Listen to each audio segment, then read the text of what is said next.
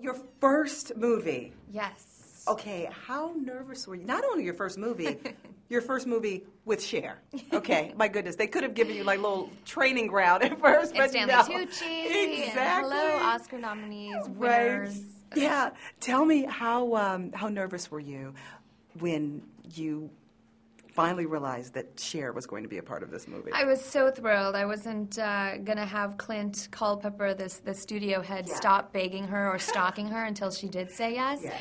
Because I only saw her as Tess. I mean, she was Tess in the movie, and being, you know, sort of the head master of all these girls in the club, and holding her stuff down and having been around the block herself. And Right. she was just unbelievable to work with. When you met Cher, did you make a comment to her that said something about her bathwater?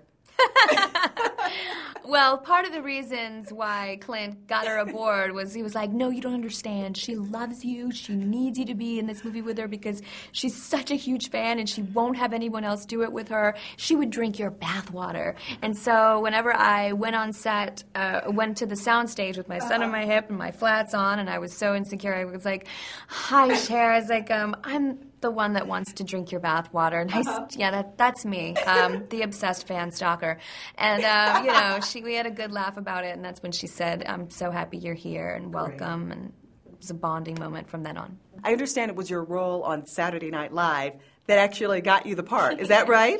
Yeah, I guess so. Yeah, it was a performance that I had done at the Roxy a long time ago for the idea of Burlesque in the first place. And then, yeah, when I did Samantha, one of the many amazing women of Sex and the City. Yeah. When I did my impersonation of her, Clint and Steven, the director, were both like, you know, rolling with laughter and said, you know, she's got comic chops and she'd be great in this role. What pain from your past did you have to draw on to really get into your character and to understand where your character was coming from? Well, you know, Allie definitely has a different story than me.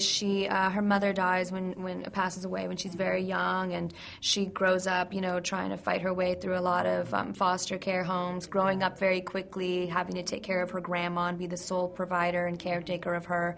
You know, she has her own battle and her own pain and struggles of growing up very quickly. I myself come from the same background and have spoken very openly about my chaotic sort of crazy childhood, not ever feeling stable or safe. And so in my own way, I could relate to Allie in that way, and in then taking those moments and feeling driven by them and really wanting to push forward and fight for your goals and your dreams. And I think ultimately that's the story that you walk away with and end up being inspired by. And then the dancing and then the music surrounding that just empowers you, I think, and it feels really good. Right.